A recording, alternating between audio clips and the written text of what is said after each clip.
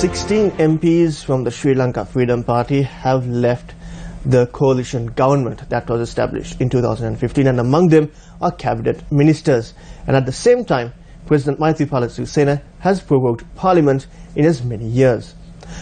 Good evening and welcome to Vantage Point with me, Zulfikar Farzan, and joining me today as well is our special commentator, Dr. Dayan Jatilaka. Good evening, Doctor. Good evening. Doctor, let me start off by asking, 16 members have vacated their posts in the government, but some are still remaining. So it appears there is a clear split in the Sri Lanka Freedom Party, the party of which the president is the chairman. So the question is, among the people, who caused this split? Well, I think it's not a who, it's a what that caused the split, Zulfik. I think it's the survival instinct. Because the Sri Lanka Freedom Party divided in August 2015 when the president announced his decision to go into a coalition with the United National Party. Former President Rajapaksa said no, and interestingly enough, in a country where politics is synonymous with opportunism, and where you do anything to get a cabinet post or any other post, the majority, a slim majority to be sure, but the majority of the elected members of the Sri Lanka Freedom Party, elected in August 2015 at the parliamentary election, chose not to go into coalition with the UNP. Because that had been, in fact, their main slogan during the parliamentary election. And they did fairly well. The SLFP got 96, the narrow margin. So when Mahinda gave the signal, no, we are not participating with the UNP, the bulk of the Sri Lanka Freedom Party supported him. And they sat in opposition. They're known as the joint opposition because it's not only the SLFP but a few others who belong to parties of their own. Now, the split you're talking about of the 16 rebels is the split that is taking place within the minority faction, because there are fewer SLFers who decided to stay with the president, despite the fact that their leader was the president of the country. Normally, you stay with the guy who's made it to the top. But the majority of them decided on the basis of, I call it principle or ideology or strategy, not to participate in government. 40-odd stayed with President Sirisena. Now, the split is located within that. 16 voted with the joint opposition's no confidence motion and against Prime Minister Wickremesinghe. Now you asked me who, and I said what. The what is the shock effect of the February 10th results at the local government election. What did you have here? What you saw was the Sri Lanka Freedom Party, being a party in government, whose leader is the president of the country, actually dropping to 13-point-something% of the vote. Now, Zulfik, that's not because the people had shifted to the right or to neoliberalism or whatever, and therefore the SLFP looked a little old-fashioned with its moderate nationalism. On the contrary, the UNP, the party of the centre-right, or the right depending on your point of view, also lost. Considerably. Yeah. They're down to 32%. According to one count, there are two different counts, you know. According to one count, they're down to 29. Just as the JO is at 45 according to one count, but according to another, it's 40. It's a strange election, this one. But nobody doubts that the JO won, or the port to it. Yes. Won. Okay. So, the SLFP guys are wondering, right, now we are in government and we are down to 13%. We've never been down to 13%. Possibly not even at the very first election that the SLFP faced after founding, which was in 1952. So it's the lowest ever.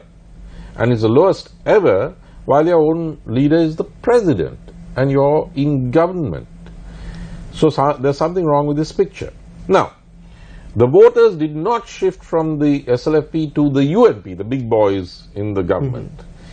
They shifted away from both and went to the Pohot tour. What is the Pohot tour?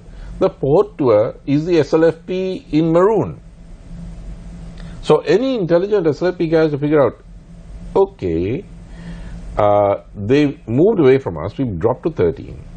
But they've not gone to the other party of governance, the UNP. So it's not a rightward shift to the people who are preponderant in government. They've gone to our brothers.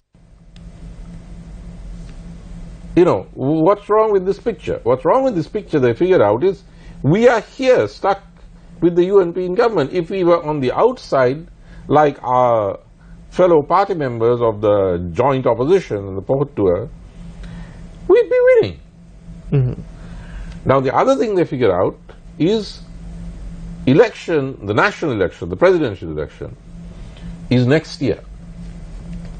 Mahinda Rajapaksa says 2 more Vesak Poyas. I want to improve on that and say 1 more Alut Aurudha. That's just next year. The final one. The final one. So the SLFP guys are seated there working that out as well. We've got 18 months to go for a presidential election. And we have only a few months after that for a parliamentary election. So the parliamentary election is in very early 2020. But the presidential election, according to the Supreme Court, has mandatorily to be held in the last quarter of next year. So they're wondering, if we are down to 13 now with a sitting president, where are we going to be when the 3 elections hit us? 3. Provincial councils, presidential, and parliamentary. They don't want to be seated where they are. So they decided that the no confidence motion was as good a chance as any and better than most, because it's a good issue. It's to do with fraud. I mean, you know. And they stood up and were counted. Now they want to go and sit in opposition. They're restless. They want to leave. Now this is not usual. People usually want to stay in government. But then again, people usually don't want to stay on board a sinking ship. So they want to jump. And they've told the captain, skipper, we want out. Now the skipper, who happens to be President Sirisena, said, okay, but that's going to leave me all alone with these UNP guys and just a few. So then the rebels said, let's have a central committee meeting, sir, and let's all leave. And then, you know, you're going to be the beneficiary because you're going to have 40 people back in opposition. Your own men, kind. Your own guys. And then we can negotiate with the JO. You're back in the game. The president isn't really sure, so he's kept his options open. He's allowed the 16 to do what they want to do, but he says, let's have a central committee and let's all try to do whatever it is together. If the central committee decides we stay, why don't we stay? If it decides we go, then we can all go. Now the 16 don't seem to be willing to fall into that trap.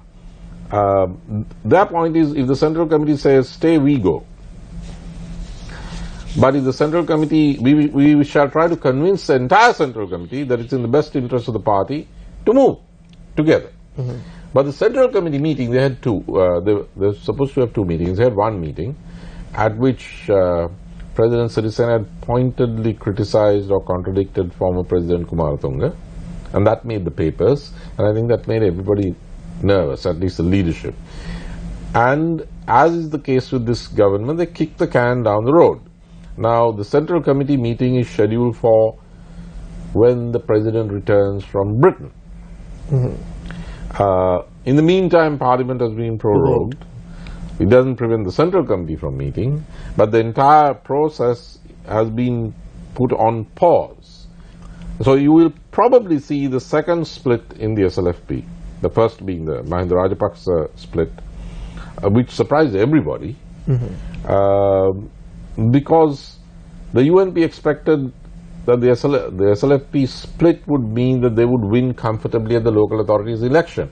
Instead, they were pretty much thrashed by the new party, which had split away. So Mahinda Rajapaksa, without the whole of the SLFP, managed to beat not only the SLFP but the UNP. Now there's a second split.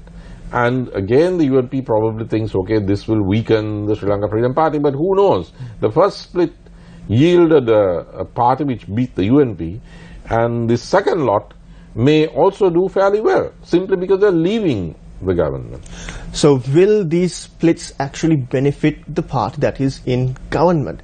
And what's going to happen to Sri Lankan politics? We'll talk about that after this short commercial break. Welcome back to Vantage Point. We were discussing the current state of Sri Lankan politics, especially the split in the Sri Lanka Freedom Party. Dr. Dayan, before we move on to this split, I would like to pose a question regarding the local government elections. Now, it was only just last week that we saw a completion of the appointment of chairman and deputy chairman and the heads of those local government, but it took a long process. Oh my God. And then, Doctor, a question that many people are starting to ask is, okay, we voted for a certain party in some local government bodies, and that certain party got a majority of seats. But then, the appointment of chairman goes to someone else.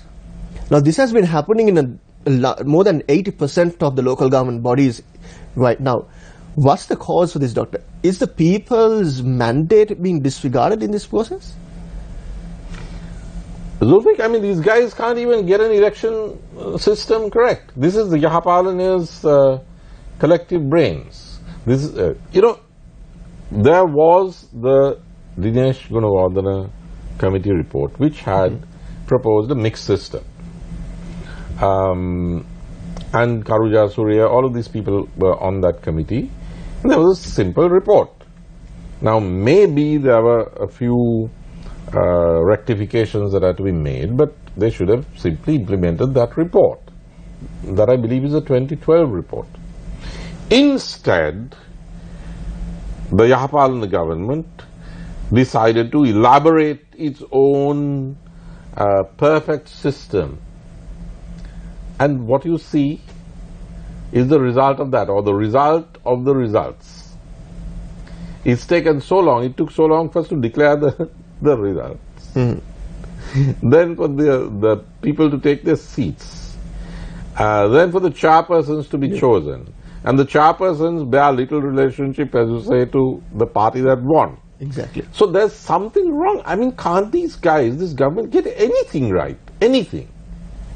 I mean, we've had changes in electoral system is nonsense, that this is new, therefore a glitch is inevitable. You tell me, I've lived for 61 years, I've been aware of politics at least from age 7, and we've had different electoral systems. We had the Westminster model, the first past the post system. Then you had the 78 Constitution and the proportional representation model. Now, what people forget or do not know is that the original PR in 78 did not have the system of preference votes. That came later. So that was a modification. Then you had a whole new institution called the provincial councils, and you had an election in the middle of a civil war to the provincial councils. Then you had the removal of the cutoff point. There was a cutoff point under PR. Then the cutoff point was reduced to 5%. Now all of those are changes in the electoral system. And you never had this circus. So I'm now asking myself and everybody else, can you show me one thing these guys can get right? Doctor, in addition to that, now when you look at the local government system, you come across this large number of public representatives. Like in the previous 8,000 or something. It was 4,000, now it's gone to 8,000, and the president has vowed to reduce this number again. Well, I mean, he should have known it before, right? That it was going to be 8,000. It's not a surprise. And now we have people in government, certain sections of government coming out and saying, look, the system is flawed. We can't accept this system. But when we go to the provincial councils, we're going to change it. But is that the correct way, Doctor? Now what happened is these guys expected to win. They thought they would win. So they thought they'd like to have 8,000 of their people. That most of them would be theirs. But seems like the plan backfired. The plan completely backfired. Now they're wondering, how do we unscramble this omelette? Now we go to the provincial councils, and they want to switch back. I hope that doesn't mean the usual delay. I hope not only for our sake, because it's always better for the safety valves to be open. I said this thing about delaying the opening of the safety valves, the electoral safety valves. I spoke about July 83, how it was at least in part due to the holding of a referendum instead of the scheduled parliamentary election. And look what happened in Ampara and the Kandy district. It takes the ugliest forms if you don't open up the democratic safety valves for social protest. So I think these guys are going to try to delay the provincial council election. It's not going to help society, it's not going to help the country, and it's not going to help the government, because the one thing that happens in Sri Lanka, and it always happens, is that any government that delays an election, it could be for the best of reasons, gets punished by the people, because the people suspect that these guys are afraid to hold elections because they've done something wrong, and they're running.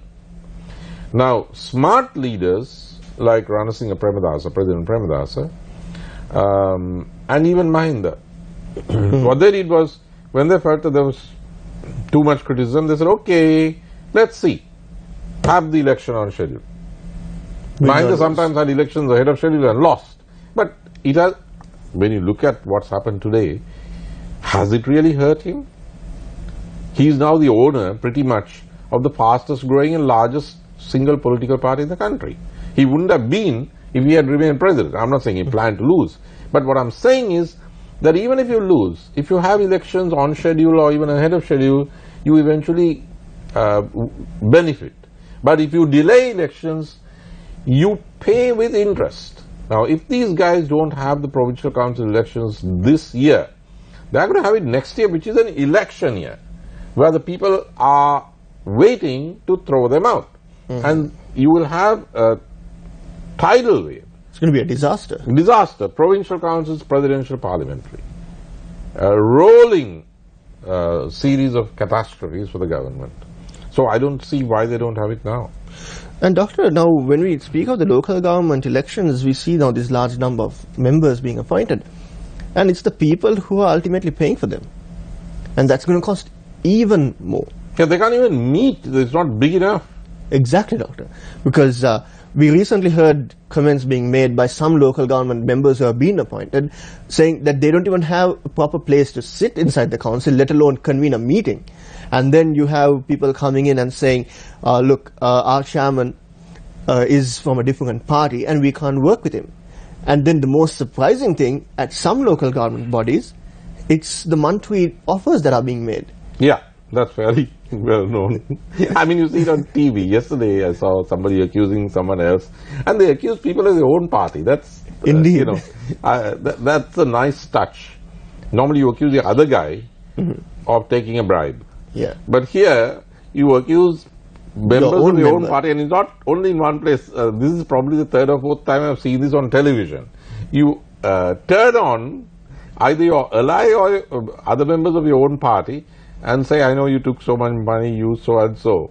And you voted for that person. Yeah, yeah. I mean, it's a farce. And what's dangerous, Zulfik, is that these organizations, now I was working closely with President Premadasa when the Pradeshi Sabhas were created. The first election was in 1991. And that is because they were supposed to be the main point of contact with the people, the main vehicle for the delivery of goods and services. So if you choke this off, and it happened to us a year or two ago when these elected bodies were frozen, were dissolved, and then you had the spike in the dengue epidemic because the place wasn't being cleared up. Sanitation. So now you have the appointment of all of these. They've got bigger. It's not the fault of those who appoint them. They didn't say we want 8,000 or 100 instead of 4,000. It's the government's fault. So you've got a huge top-heavy system.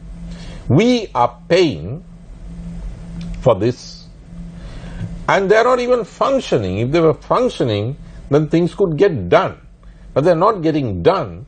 The whole thing is deadlocked. So the government, there's a cabinet crisis.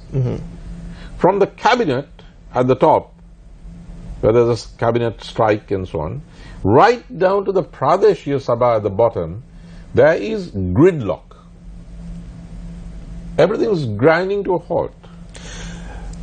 Interesting thoughts there, Doctor, especially when you spoke about the cabinet crisis that's going on. We'll speak about the crisis in cabinet after this short commercial break. Welcome back to Vantage Point, and we are discussing about the crisis in government. And now we're going to talk about the crisis in the cabinet itself. Doctor, we saw recently cabinet ministers who are representing the Sri Lanka Freedom Party vacating their positions. They even boycotted cabinet meetings when the president was chairing those meetings. So with these members gone out, several UNPs took up their portfolios, and now it looks like the UNP is the cabinet. However, now President has prorogued Parliament as well due to his visit in the UK. Now he is not in the country, and then again we'll see Parliament convening on the 8th of May. That's like almost a month. So during this period, Doctor, if something were to arise in this country, a crisis, who is going to handle it? Good question. Well, the president still has the most powers. So, as commander-in-chief, he can intervene. But there's the prime minister and the UNP, which is on the war path. There's the SLFP, which is boycotting cabinet meetings. And it's a divided SLFP. So, I really don't know where the buck stops. I mean, okay, people think the buck stopped with whoever appointed Arjuna Mahendran, but that's in a literal sense. But in a metaphorical sense, where does the buck stop? We'll have to see what actually happens. I've never seen a situation like this before in Sri Lankan politics. It's the first time for the whole of the country. Yes, it's a disgrace. Like so, I was speaking to people over the weekend, and they were talking about this situation, and then one interesting thought that came out was, so the man who appointed the guy who looted the central bank is going to run the country for the next few weeks. So you mean the proroguing of Parliament was actually prorogue? Prorogue. Good choice of words there, Doctor. Prorogue. So with this situation in place, are the people going to have faith in the government? No, I think the people are just gritting their teeth until they get a chance of throwing it out late next year. There's nothing else that's going to happen except the selling off of national assets and maybe the selling off of the SLFP to the UNP, which seems to be the case now. There's a committee appointed. But that apart, you're not going to see anything. I mean, you know, two things that I would like to place before our viewers and urge them to keep an eye on these things. One, the figures of the local authorities elections showed that Mahinda Rajapaksa's formation is either 5% short of the magic 50% mark, that is if you take it at 45, the Pohottu at 45, or if you take the lower figure that Champika Ranawaka comes out with, it's 10% short of the magic mark 50. Of 50. Now, where possibly could they get that 10 from? They can get it in two ways, the easy way and the harder way. The easy way is to poach it from the 13% that the SLFP has. And I think that's what's happening with the rebellion of the 16. Because if you look at those 16 names, there are quite a few vote getters there. Yes. Like Dasari Jasekara, there are a couple of vote getters. All the vote getters are over there. The others are not vote getters, really. So, it's fair to assume that the 16 will carry between 5 to 10%, maybe 7 to 10% of the 13%. So, the JO plus its ally, probably its new ally, the SLFP, already has the 50%. Now, the second thing I want to leave you with is watch out for the May Day rallies. They will be on the 7th, except for the JVP and FSP, which in a very principled way is they're both going to have their May Day on May 1st. On the 1st of May. Which is correct as left-wing parties. I think they should. The mainstream parties are celebrating May Day because of Vesak in accordance with the government's new declaration, that is May 7th. Watch whether the UNP has a May Day procession or it's only an indoor rally. I mean, this is a party of government which is facing an election next year. Now, it's okay, you can win a no confidence motion if you have enough money to go around. But if you can't even have a May Day procession, then you're in serious trouble. Watch the official SLFP, Amarabira, Duminda Disanayak and so on. Can they have a May Day march? And they're in government. If they can't, then they are in serious trouble. Watch the JO and Mahinda Rajapaksa. They've already announced that they will have their outdoor rally, procession and rally in Gaul, that they had asked for Gaul face. They were not given Gaul face green, so they're having it in Gaul instead. I wonder whose bright idea that was, but anyway, someone with a sense of humor. My sense is they're going to have a huge rally. And the other two guys are not even going to have marches. So that will tell you what the situation is. One, Sinhala and Hindu Urdu away from next year's presidential election. Thank you very much, Doctor, for those very insightful thoughts on the present political situation in the country. And with that, we wrap up this edition's Vantage Point. We hope to join you soon with the latest information on what's going to happen in the country. Especially, the president is going to return to the country in a few days, and thereafter, what is he going to do until the 8th of May? And what's going to happen to the government of Sri Lanka and the method of governance. Until next time, I'm Zulfikar Farzan. Have a good evening.